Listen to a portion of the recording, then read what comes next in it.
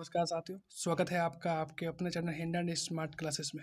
आज हम इस वीडियो में बात करेंगे आपके आरपीएससी सेकेंड ग्रेड की जो 26 तारीख को एग्जाम हुआ था, उनके जो मैथ्स के जो टीचिंग मेथड के जो क्वेश्चन है वो आपके इस वीडियो में आपको सॉल्यूशन दूंगा। ये जो सारे जो सॉल्यूशन है वो पूर्ण रूप से जो आपकी जो टीचिंग मेथड की जो बुक्स आती है, जो ऑथेंटिक किताब, उनमें से देख कर मैंने आपको ये सभी आंसर सेलेक्ट किए हैं। तो इसमें शायद कुछ प्रश्न, एक या दो प्रश्न हो सकते हैं, चाहे आरपीएससी कोई दूसरा उत्तर मान सकती है, लेकिन पूर्ण रूप से उत्तर यही होंगे। तो चलिए शुरू करते हैं। जो आपका पहला क्वेश्चन था कि गणित शिक्षण में निम्नलिखित में से कौन सी विधि प्राय आलोचना की जाती है क्योंकि यह रटने की प्रवृत्ति पर आधारित होती है। तो इसका आंसर होगा आपके निगमन विधि। अगला प्रश्न है कि निम्न में से कौन सा ब्लूम के वर्गीकरण में संज्ञानात्मक घटक का जो उच्चतम स्तर कौन सा है। तो आपका आंसर होगा मूल्यांकन।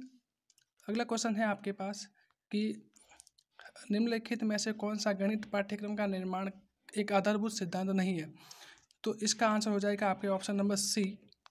नेक्स्ट है आपके पास कि इकाई योजना तैयार करने हेतु पाठ्य वस्तुओं को इकाइयों में विभाजित करने के क्रम में एक शिक्षक के लिए निम्नलिखित में से किसका ध्यान रखना आवश्यक नहीं है। तो इसका आंसर होगा आपके अतिरिक्त कक्षाओं के संदर्भ में उपयुक्तता। अगला है कि सत्य की खोज के लिए गणित प्रयोग करता है।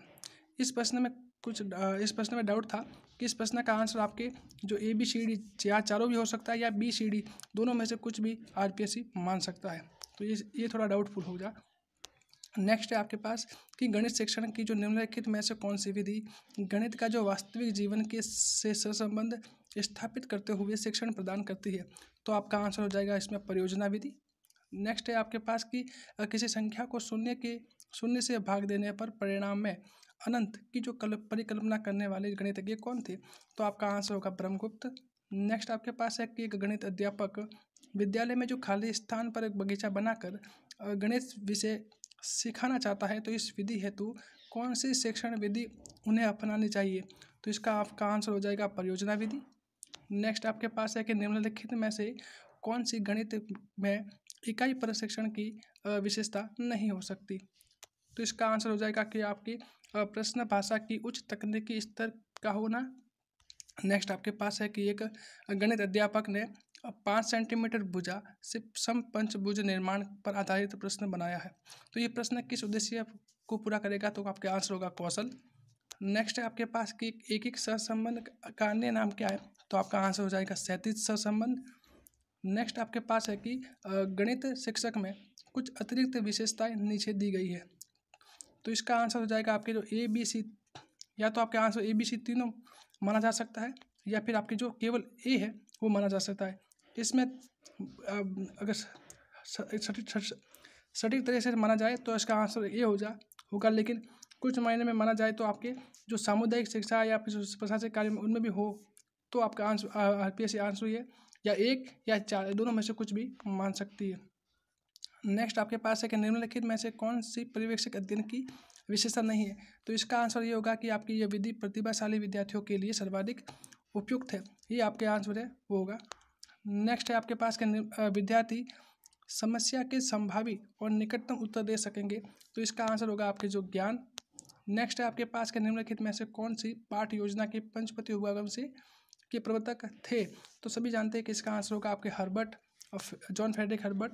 नेक्स्ट आपके पास के एक गणित अध्यापक ने अपने इकाई परीक्षण में निम्नलिखित में क्या प्रश्न बनाया है, जो प्रश्न बनाया है तो गणित के किस उद्देश्य पर आधारित है। तो आपका आंसर होगा इसमें जो ज्ञान। अगला प्रश्न है आपके पास कि एक ऐसा कार्यक्रम जो गणित में त्रुटियों को उनके कारणों के साथ पता लगाकर उनके निवारण हेतु बनाया जाता है। तो आपका आंसर हो जाएगा उपचारात्मक कार्यक्रम।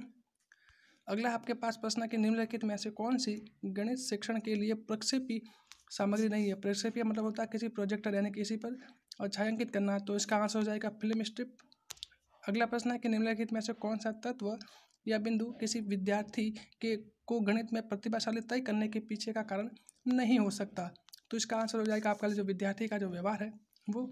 और अंतिम प्रश्न है आपके पास कि अभिकर्मिक अनुदेशन में के जो विभिन्न फ्रेमों को अगर क्रमबद्ध करने के क्रम में निम्नलिखित में से किस आगमनात्मक तर्क का प्रयोग किया जाएगा। तो इसका आंसर होगा आपके ER GURLEGRUL उपागम है। तो आपको आई होप कि आपको वीडियो अच्छा लगा है। ये सारे आपको क्वेश्चन है आपको मैंने जो ऑथेंटिक किताब है उनसे दिए गए हैं। तो आई होप कि आपको वीडियो अच्छा लगा हो तो लाइक कीजिए। चैनल पर नहीं है तो आपको चैनल को सब्सक्राइब भी कर दीजिए ताकि ऐसी और भी आपकी इन्फॉर्मेटिव वीडियो आपके लिए लाई जा सके। Thank you.